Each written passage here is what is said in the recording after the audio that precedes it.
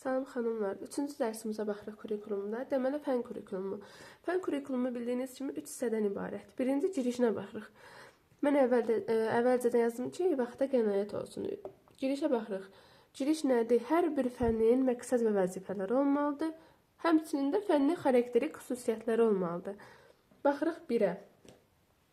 Birinciyə baxırıq. Birinci təlimin məzmunudur.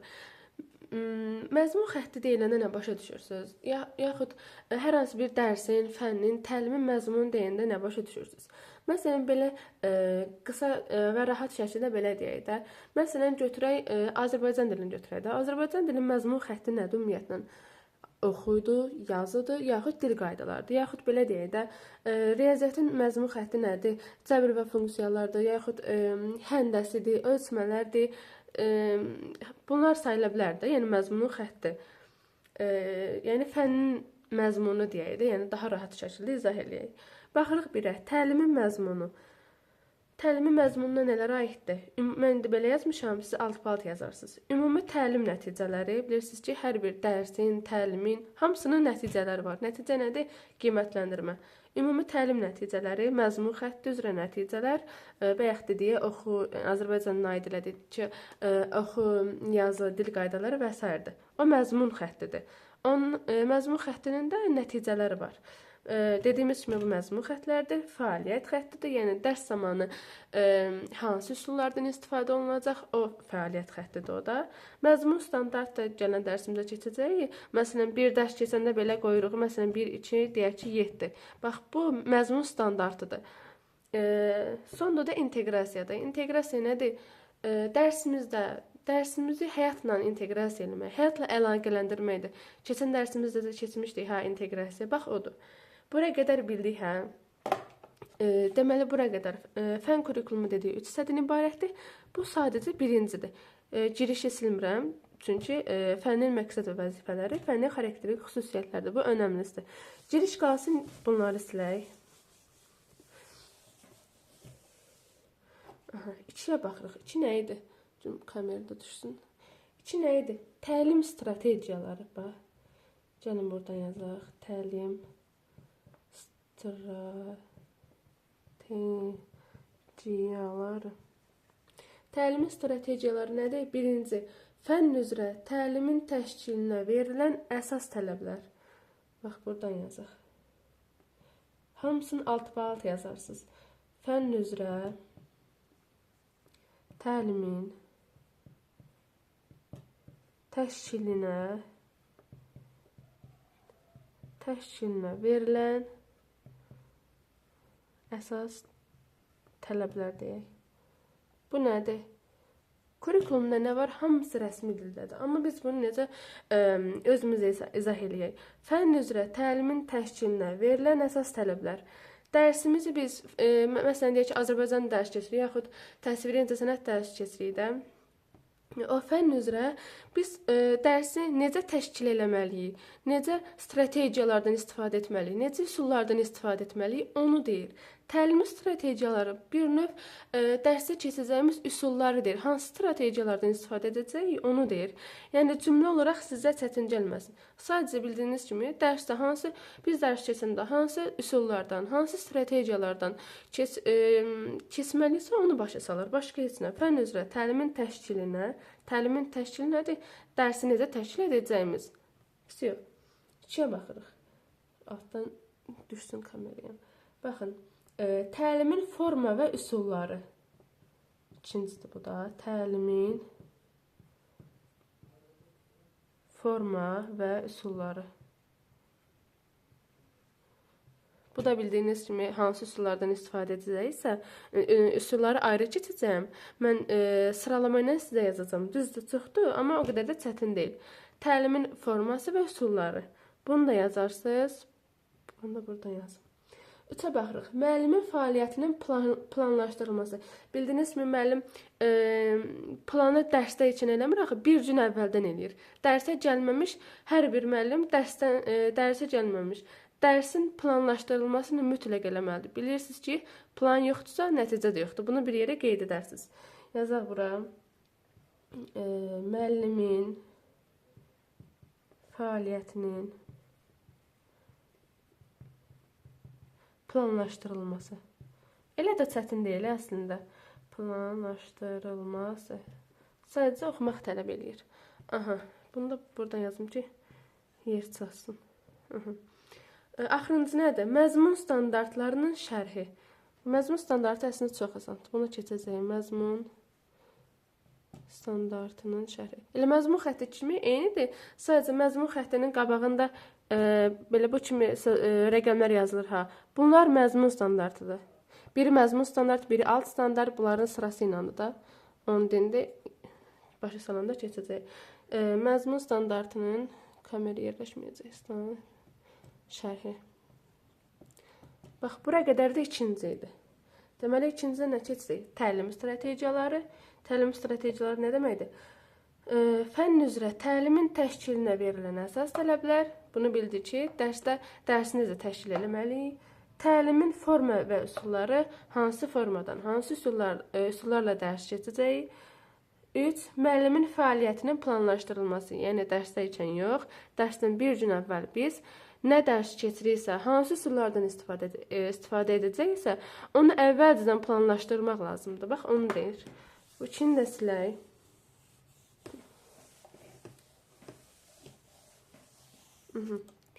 İndi baxırıq, 3-ü buradan yazım.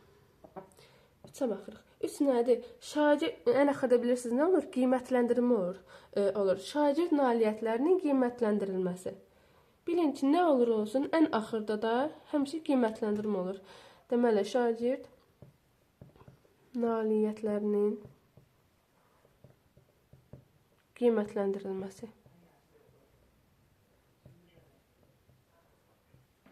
Yerləşsin bura. Aha. Burada nə deyir? Baxın, buradan yazaq. Bir nə idi? Əsas qiymətləndirmə növləri. Əsas qiymətləndirmə. Qiymətləndirmə də növləri var, ha. Qiymətləndirmə növləri. Qiymətləndirmə meyarları var, ha. 4 xanalı belə cədvəl kimi qoyurlar. O meyardır, qiymətləndirmə meyarıdır. Birinci hissə, ikinci hissə, üçüncü və yaxud dördüncü hissə. Qiymətləndirmə meyarı da ayrı dərs kimi keçəcək. Deməli, 2. Qiymətləndirmə standartları və qiymətləndirmə vasitələri var. Qiymətləndirmə standartları, qısa yazaq. Standartları və qiymətləndirmə vasitələri.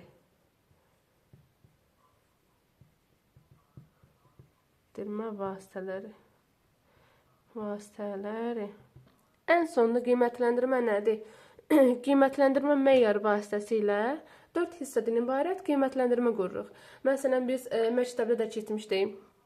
Deməli, birinci yerə, deyək ki, birinci yerə həmən qrup çıxırsa, ən yüksək qiymət alanlar çıxır. Yaxud ikinci meyar cədvəlinə uyğun, deyək ki, ikinci yer, yaxud üçüncü, dördüncü, ən sonunda da dördüncü, yəni biraz zəif olanlar da ən sonunda qiymətləndirilir. Bax, o da qiymətləndirmə meyarı. Bunu silək. Bura qədər çətin deyil ki, məncə yox. Əsasən oxumaq tələb eləyir bura qədər. Bax, əsas bunlarda, hə. Bir də ümumi təlim nəticələri var. Onu mən bir abzas kimi sizə izah eləyəcəm. Qalanlarda qısa-qısa izah eləyəcəm. Amma ondan digərlərinə sadəcə əzbər tələb etdiyinə görə mən sizə onu PDF kimi atacağım. Baxın, bura deməli, bunu sileyim, yer çatmayacaq yoxsa. Ümumi təlim, ümumi nəticələri. Bunu bir abzas kimi var ki, o abzas kurikulumda düşən bir abzas kimidir. Ümumiyyətlə, ümumi təlim nəticələrinin tərifi kimi düşünün. Tərifi nədir? Mənimsənilməsi nəzərdə tutulan və əvvəlcədən müəyyənləşdirilmiş təlim nailiyyətlərinin konkret bir səviyyəsidir. Bu cümlə lazımdır bizə. Əslində, kurikulum kitabında uzun uzatdı, sadəcə bizə bu cümlə lazımdır. Mənimsənilməsi nəzərdə tutulan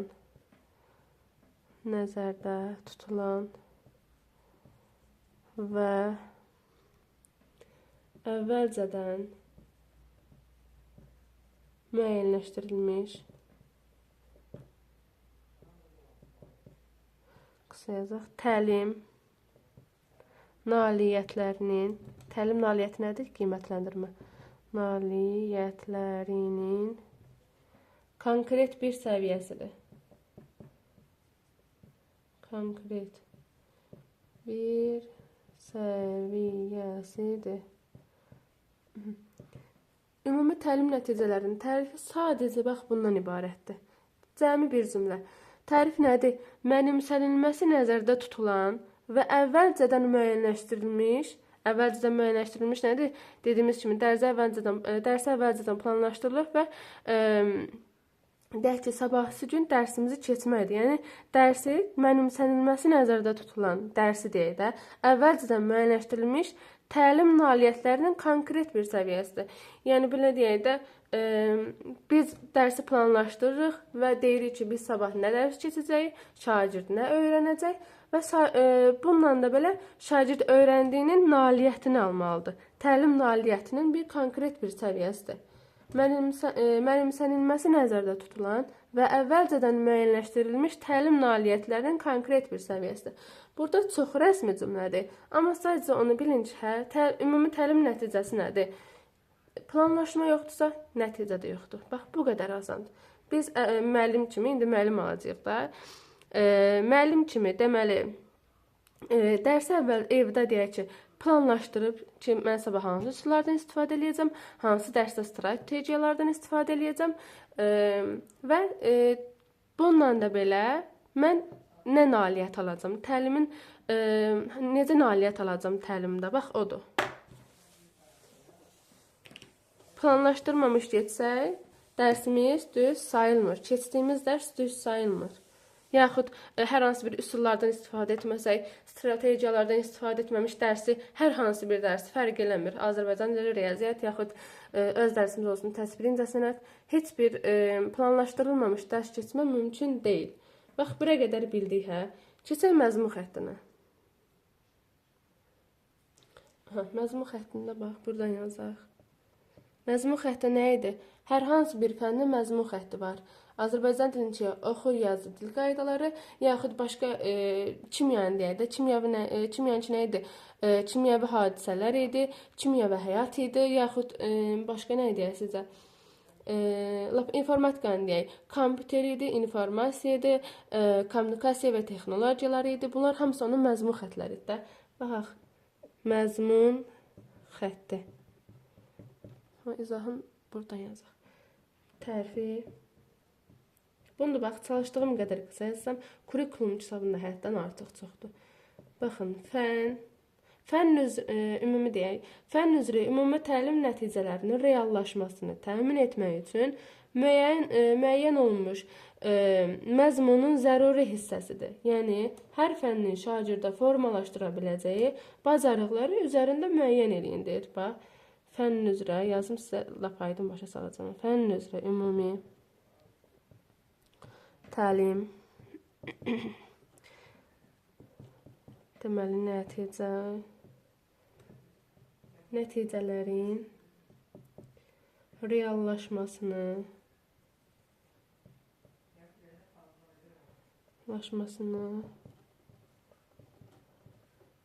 amma bu rəsmi cümləni mütləq əzbərdə olsa yadda saxlamaq lazımdır. Çünki kurikulumda belə deyək də, lori dildə heç nə yoxdur. Sadəcə deyək ki, biz əvvəlki dərsdən nə keçdik? Tam rəsmi bir abzas idi. Kurikulumda elə düşəcək. Məsələn, deyəcək ki, məzmun xəttinin tərifi nə idi? Tərif nədir? Fənn üzrə ümumi təlim nəticələrinin reallaşmasını təmin etmək üçün müəyyən olunmuş məzmunun zəruri hissəsidir. Bax, bunu deyəcək. Bunu da düz öyrənmək çətindir. Amma mən dediyim kimi kağızlara yazıb, hər hansı bir otağınıza, stolunuza yapışdırsanız, hər dəfə gəlib oxusaz çox asandır həqiqətən. Yazdıq, fənn üzrə ümumi təlim nəticələrinin reallaşmasını təmin etmək üçün müəyyən olunmuş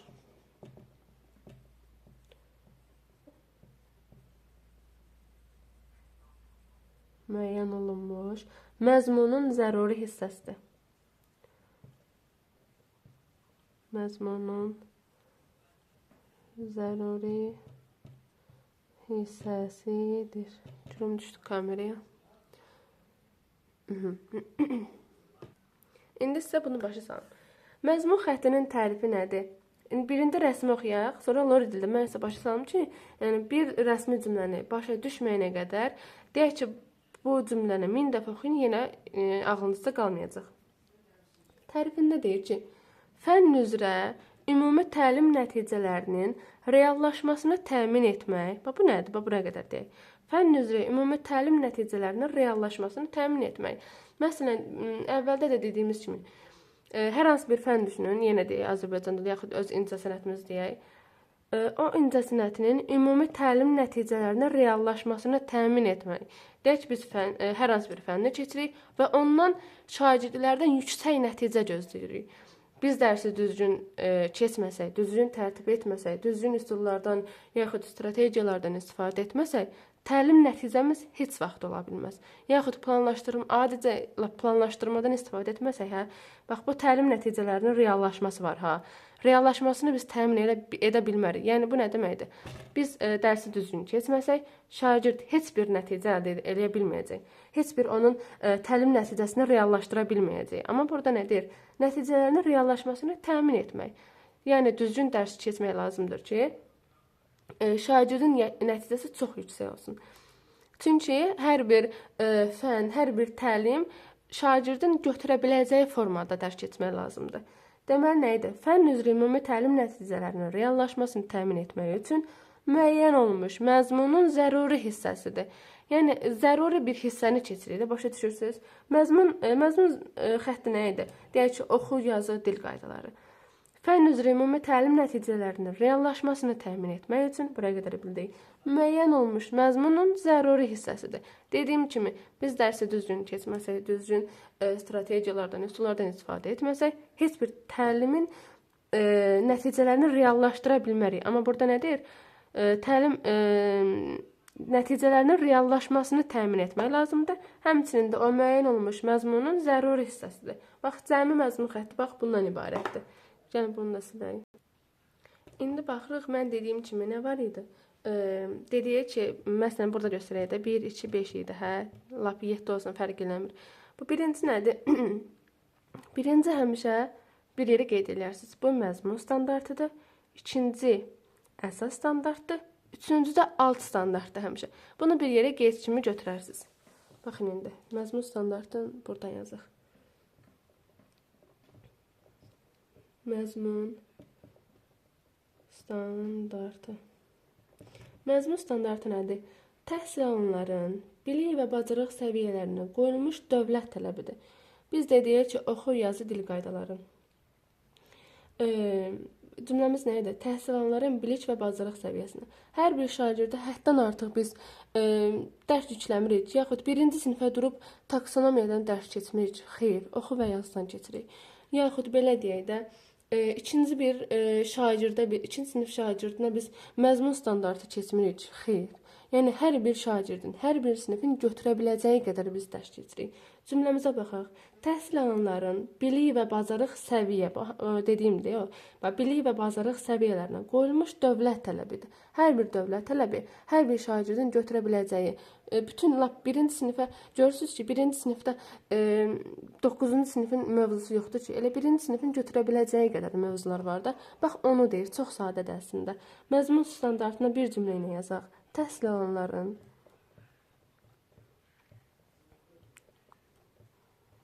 sizə biraz çətin gələ bilər, amma oxuyub başa düşdükcə həqiqətən daha rahat gələcək. Yəni normaldır bu qədər çətin gəlmək, yaxud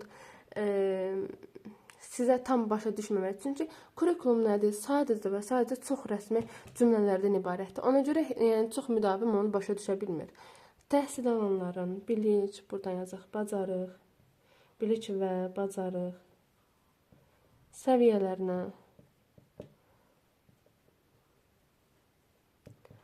səviyyələrinə qoyulmuş dövlət tələbidir.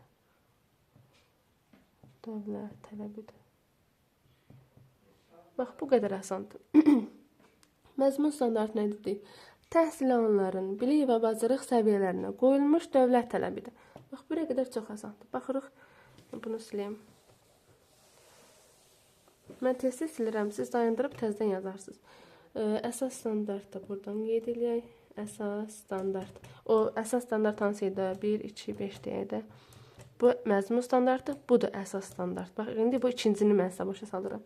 Əsas standart. Əsas standarta baxırıq. Əsas standart nədir? Məzmun xətti üzrə fənnin təlim nəticələrini ümumi şəkildə ifadə edir. Deyək ki, fən məzmununu ümumi şəkildə ifadə edir. Yazım indi başa salacağım sizə. Yazaq, fənnin təlim nəticələrini, təlim nəticəsi nə idi? Nailiyyət, qiymətləndirmə. Nəticə, buraya yazaq. Deməli, təlim nəticələrini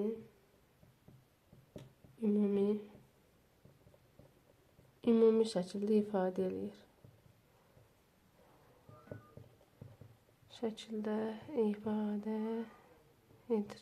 Bu da nədir? Deyək ki, hər hansı bir dərs keçirik. Deyək ki, oxu dərsini, yaxud yazı dərsini keçirik, yaxud nə bilmək, dil qaydalarını keçirik. Biz məzmun standartında onu sadəcə deyək ki, bir öngörü kimi keçirik. Amma əsas standart nədir?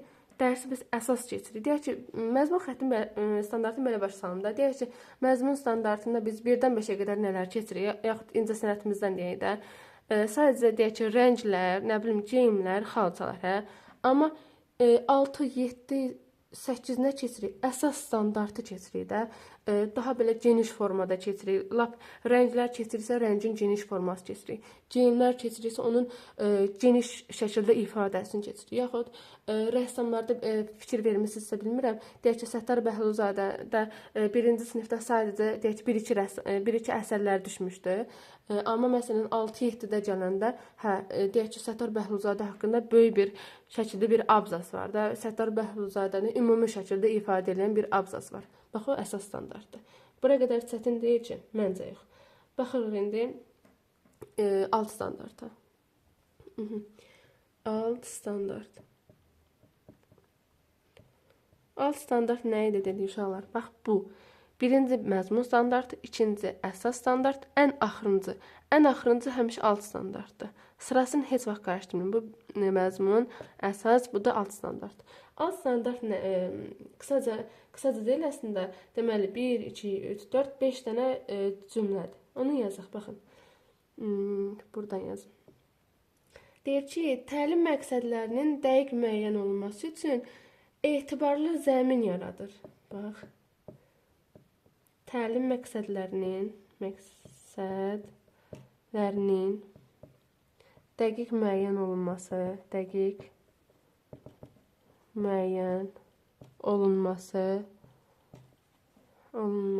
üçün etibarlı zəmin yaradır. İkinci nə idi? Bax, buraya yerləşsin. İkinci. Təlim strategiyalarının düzgün seçilməsində mühüm rol oynayır. Dediyimiz kimi, yazım başa salacağım. Təlim strategiyalarının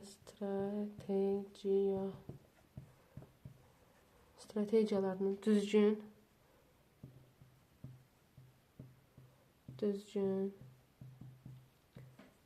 seçilməsində. Mən bura nə yazıramsa, dəftərinizə onu köçürdüb öyrənin, yaxşımı? Deməli, seçilməsində mühüm rol oynayır. Mühüm rol oynayır. 2-2 yazım silərəm. Deməli, birincidə nə deyir alt standartın? Təlim məqsədinin dəqiq müəyyən olunması üçün etibarlı zəmin yaradır. Məqsəd yoxdursa, nə dərs keçə bilərik, nə onu nailiyyət ola bilər. Nailiyyət nədir? Qiymətləndirilməsi ola bilər. Nə də uşaq heç nə başa düşə bilməz. Hər bir dərsin, hər bir fənnin, hər bir təlimin özünə məxsus məqsədi olmalıdır. Hər bir şey məqsədə uyğun olmalıdır. Təlim məqsədlərinin dəqiq müəyyən olması. Deyək ki, biz hər hansı bir dərs keçiriksə, onun məqsədi olmalıdır. Biz bu dərsi nə məqsədlə deyək ki, biz şagirdə keçirik. Burada şagird nə öyrənəcək? Biz hansı strategiyalardan istifadə edəcəyik? Bax odur. Təlim dərsin məqsədi olmalıdır da. Bax odur. Təlim məqsədlərinin dəqiq müəyyən olunması üçün etibarlı zəmin yaradır. Məqsəddə, strategiyada, üsullarda dərsdən deyək ki, bir gün əlavə planlaşdırıb səhər günü deyək ki, dərsə gediriksə, səhər günü dərsimizi keçməliyik. Dərsdə planlaşdırılma, dərsdə məqsəd, dərsdə strategiya, üsul heç nə eləyə bilmərik. Biz əvvəlcədən bunları həm məqsədin müəyyən etməliyik, dəqiq müəyyən etməliyik məqsədin, həm strategiyalardan burada var. Təlim strategiyalarının düzgün seçilməsində mühüm rol oynayır. Hər bir mövzunun özünə məxsus üsulları, strategiyaları var. Deyək ki, biz birinci mövzuda da eyni üsullardan istifadə etdik, ikidə də eyni strategiyalardan istifadə etdik, üçüncü mövzuda da eyni strategiyalardan yaxud üsullardan istifadə etdik. Bu mümkün deyil. Hər bir mövzunun özünə məxsus üsulları, strategiyaları olmalıdır. Bax, onu deyir. Təlim strategiyalarının düzgün seçilməsində mühüm rol oynayır. Bax, bu alt standart ən axırdakı. Hamısı nədir uşaqlar? Dərsi biz necə keçməliyik? Hansı üsullardan, strategiyalardan istifadə etməliyik? Sadəcə odur. Bax, orada çətin bir şey heç nə yoxdur. Baxın, indi bu 2-yə qədər sileyim. Qalanları yazım. Deməli, baxın, burada yazıq. Nə deyir? Təlimdə inteqrativlik təmin edir. Təlimdə inteqrativlik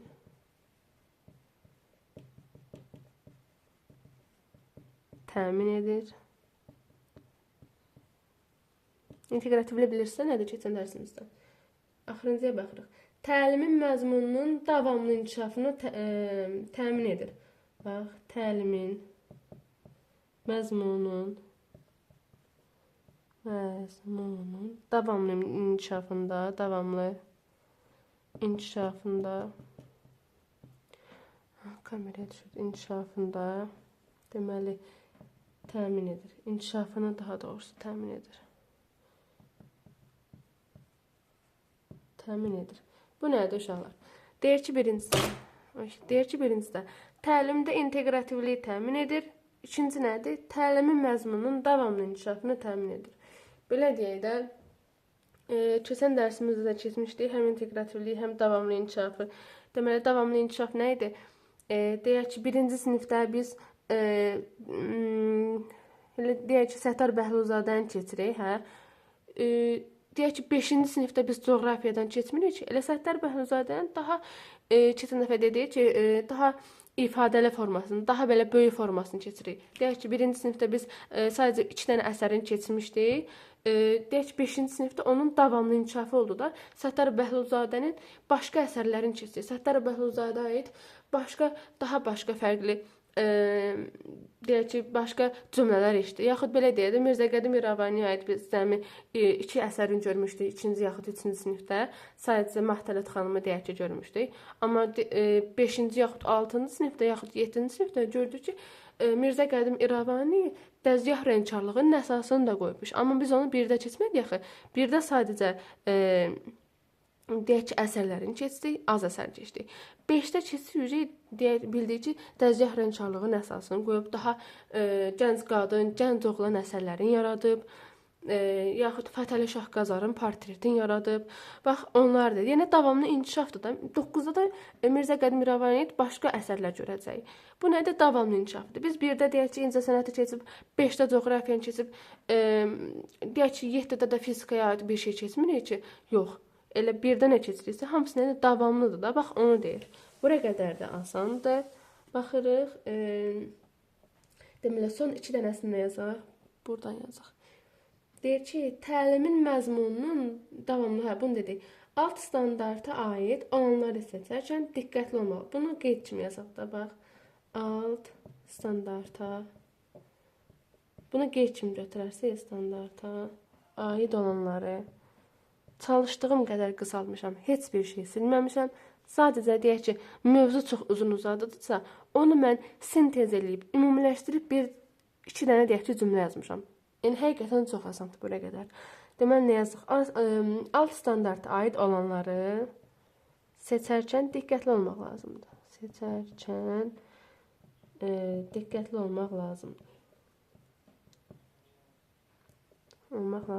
Hər bir üsulları, strategiyaları seçərkən diqqətli olmaq lazımdır. Bu hamısına aiddir, bütün mövzulara aiddir. Sadəcə birinci yaxud ikinci mövzuya aid deyil ki. Bax, buraya qədər də bildik. Bunu da silək.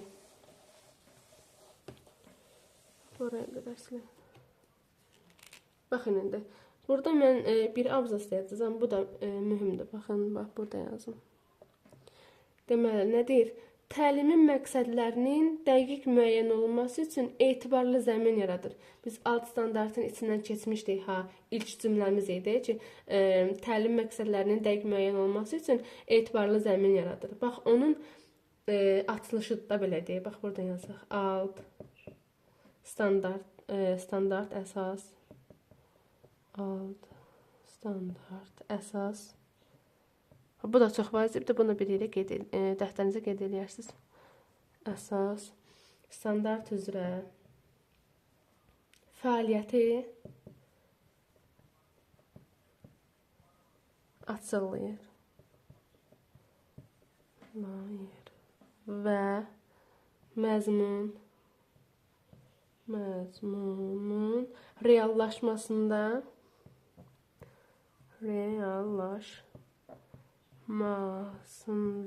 əsas rol oynayır.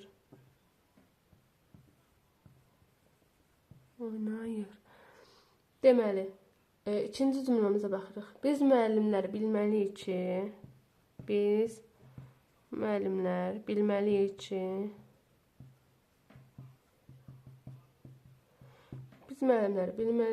dərsin məqsədi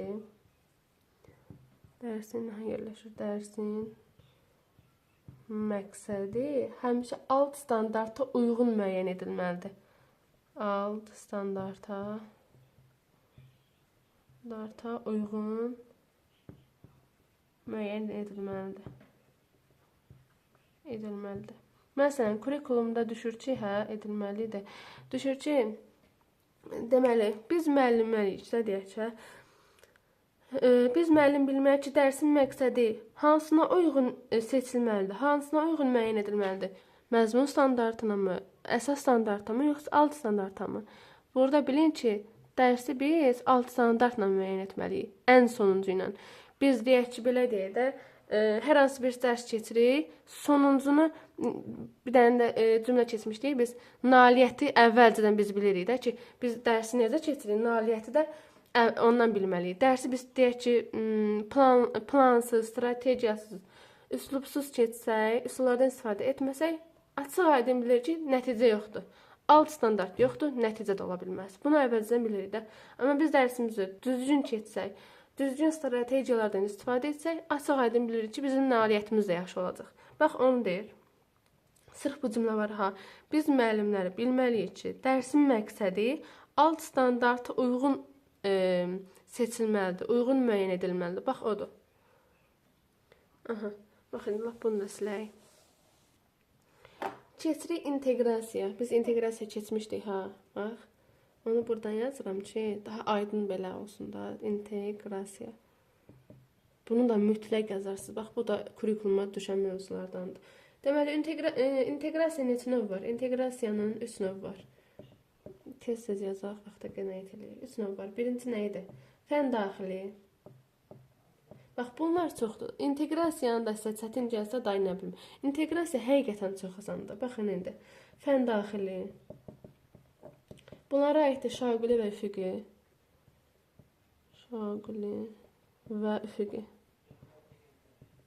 Xəttimdən başa düşməsəz, dediyimi yazın. Çünki tez-tez yazıram deyə, həm də lövhədə yazıram deyə xət yaman günə düşür. Bax, fənlər arası ikinci.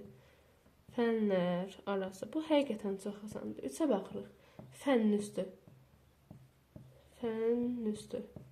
Bax, buraya qədər bildik. İnteqrasiyanın 3 növ var, 3 növ var. Fən daxili inteqrasiya, bunlara şaquli və üfüqi aiddir. 2 fənlər arası inteqrasiya və 3-cü də fənn üstü inteqrasiya. Gəlin bunu silək. Bunu dayandırıb yazarsınız. Mən tez-tez yazım. Deməli. Birinci baxırıq. Birinci nə idi? Fən daxili inteqrasiya. Baxın. Fən daxili inteqrasiya. Deməli, baxın, hər bir fənnin daxilində mövzular arasında yaradılan əlaqədir. Bunun da dediyimiz kimi 3 növ var idi, şaquli və üfüqi. Şaquli inteqrasiya nə idi? Məzmun standartlarının siniflər üzrə əlaqəsini əhatə edirdi. Sinifdən sinifə keçərkən öyrənilən obyektlər arasında əlaqə saxlanılmaqla məzmunun daha da genişləmiş və dərinləşməsi idi. Bunu yazım həqiqətən çox asandır, sizə başa salacağam. Baxın, indi burada nə deyir? Hər hansı bir fənnin, buradan yazaq, gerisinə yazarıq. Hər hansı bir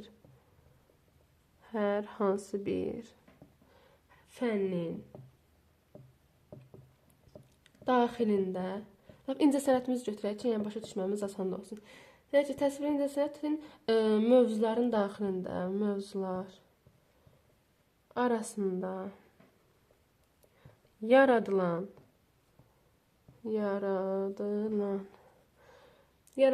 əlaqədir. 2 növ var idi, dedik. Şaquli və üfüqi.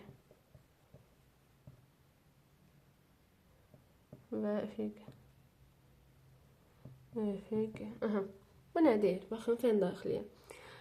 Fəndaxili inteqrasiya hər hansı bir fənnin daxilində mövzular arasında yaradılan əlaqədir. Bu nə idi? Biz keçən dəfə dərsimizdə keçmişdik ha ki, 1-ci sinifdə nə keçiriksə, 6-cı sinifdə, 9-cu sinifdəki mövzularda hamısı bir-biri ilə əlaqəli olsun. Dediyimiz kimi 1-də durub coğrafiya keçirik, incəsənət keçirik, durub 5-də coğrafiya keçmirik ki, xeyr. 5-də də deyək ki, Səttar Bəhlulzadənin qalanını keçirik. Daha da belə aydınlaşdırılmış, daha da belə geniş formasını keçirik. Deyək ki, 9-da onun lap geniş formasını keçirik. Lap çox bütün əsərlərini keçirik. Amma 1-ci sinifdə o əsərlərin 1-2-sini keçirik. Başa düşdünüz? Bax, odur. Bax, buradan yazım şaqulini də. Bax, buradan. Şaquli, inteqrasiya nə idi? Inteqrasiya. Məzmun standartlarının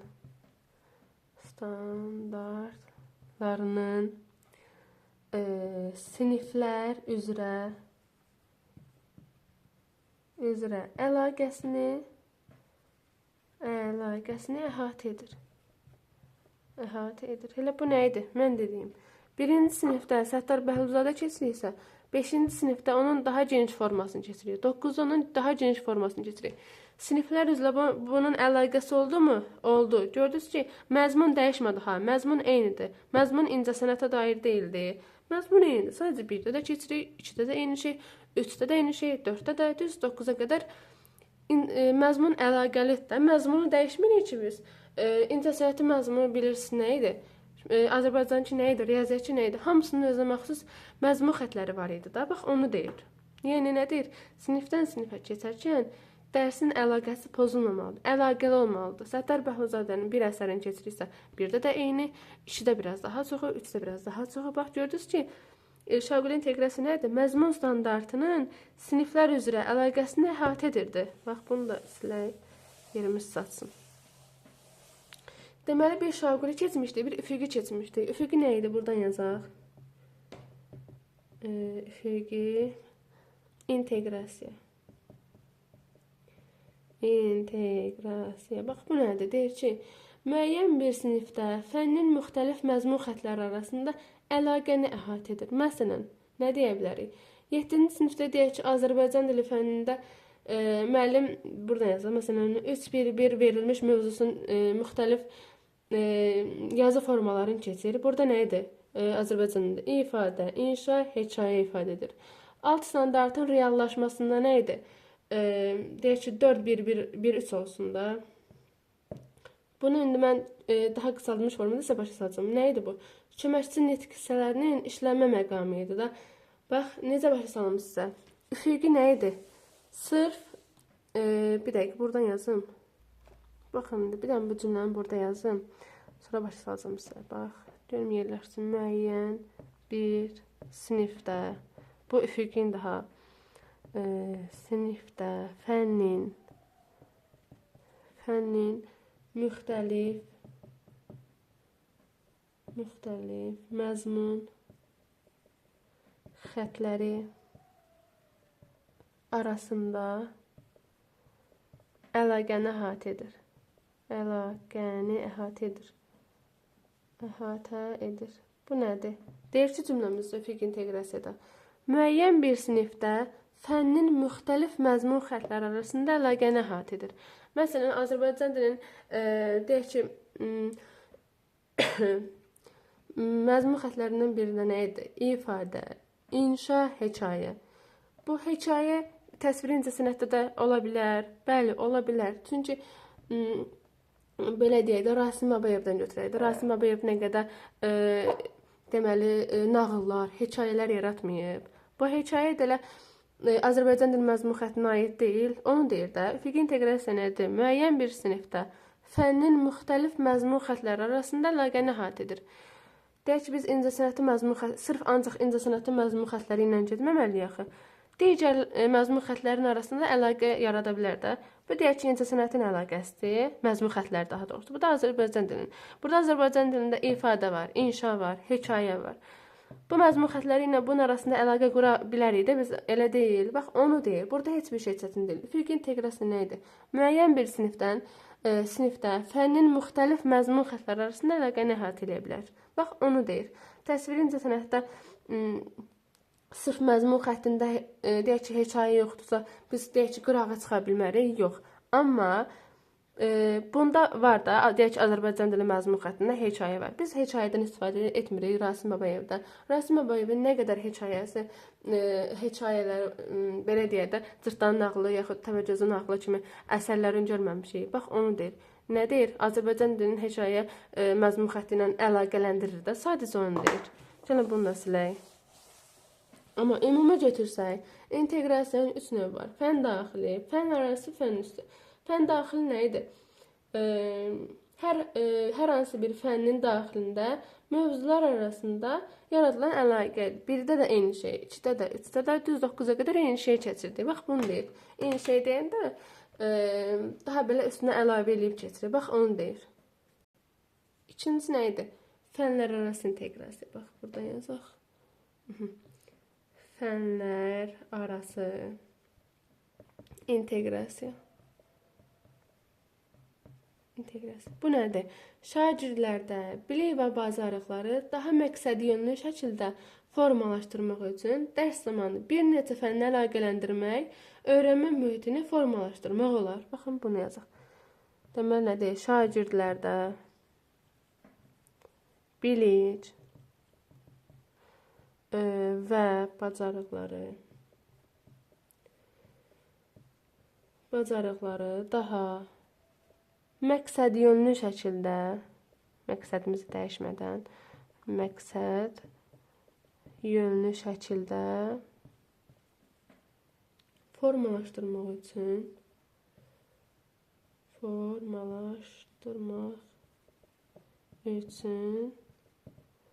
dərs zamanı bir neçə fənni əlaqələndirmək olar da, belə deyək, əlaqələndirmək olar. Adından da bəlli olduğu kimi fənlər arası inteqrasiya. Biz deyək ki, Azərbaycan dilindən dərs keçirik. Bu həmin mövzu həyat bilgisi ilə də əlaqəlidir. Biz həyat bilgisi dərsindən Azərbaycan dilinə aid bir misal gətiririk. Bir yaxud nəsə bir oradan bir abzas deyirik ki, bu dərsi daha geniş formada izah eləyək. Bu nədir? Fənlər arası inteqrasiya. Yaxud öz incəsənətimizdən gedək də, hər hansı bir əsər düşünün, bu əsərin tarixi çox belə məşhurdur, çox tarixi bir əsərdir. Məsələn, Mona Lisa'nın əsəri var idi. Bax, o nədir? Tarixlə əlaqəli deyil. Tarixi bir əsərdir də bu. Tarix fənni ilə əlaqəlidir. Bax, onu deyir. Məsələn, biz Mona Lisa əsərini keçirirsə, tarix fənni ilə də bunu əlaqələndirmək olar. Bax, onu deyir. Fənlər arası inteqrasiya şagirdlərdə bilik və bacarıqları daha məqsədyönlü şəkildə formalaşdırmaq üçün dərs zamanı bir neçə fənni əlaqələndirmək olar. Bax, buraya qədər də çox asandır. Bax, bunu da silək. Dəqiqə silim. Deməli, ən sonuncu nə idi? Fənüstü inteqrasiya. Bax, burada yazaq. Fənüstü inteqrasiya. Fənüstü inteqrasiya nə idi? Baxın. Öyrənmənin həyatla əlaqələndirilməsidir. Öyrənmə yalnız məktəbdə formalaşan bir hal deyil ha. Hər hansı bir yerdə baş verə bilər.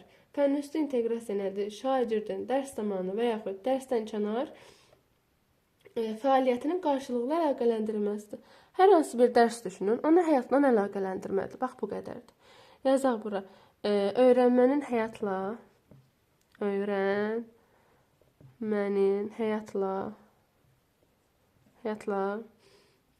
əlaqələndirilməsidir.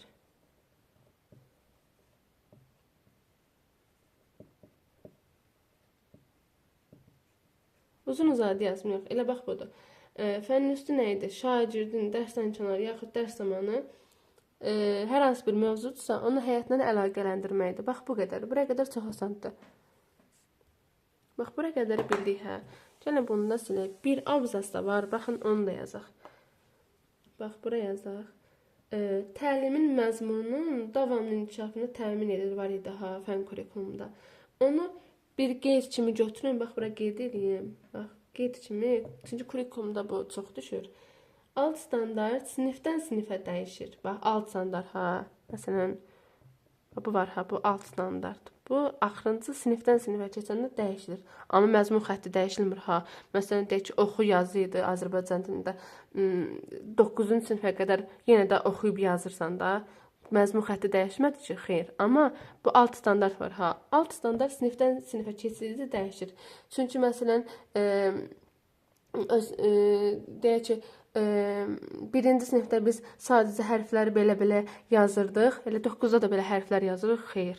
9-da sərrast yazıb oxuya bilirik. Bax ondur. Alt standart sinifdən sinifə keçdikcə dəyişir. Qeyd kimi nə yazırıq? Alt standart. Yəni ən sonuncu. Alt standart sinifdən sinifə keçdikcə dəyişir. Elə bilə sinif irəlilədikcə məzmun daha da inkişaf edir. Da bax belə deyək. Məzmun daha da inkişaf edir. Çünki dedik ki, hərflər yazırıqsa 9-da yaxud 6-da daha da sərrast yazıb oxuyuruq ha. Onu deyək ki, məzmun daha da inkişaf edir. Bax 3-cü sinif bax bundan ibarətdir. Məncə heç bir çətin yoxdur. Sadəcə öyrənmə, başa düşmə tələb edir. Başa düşdünüz?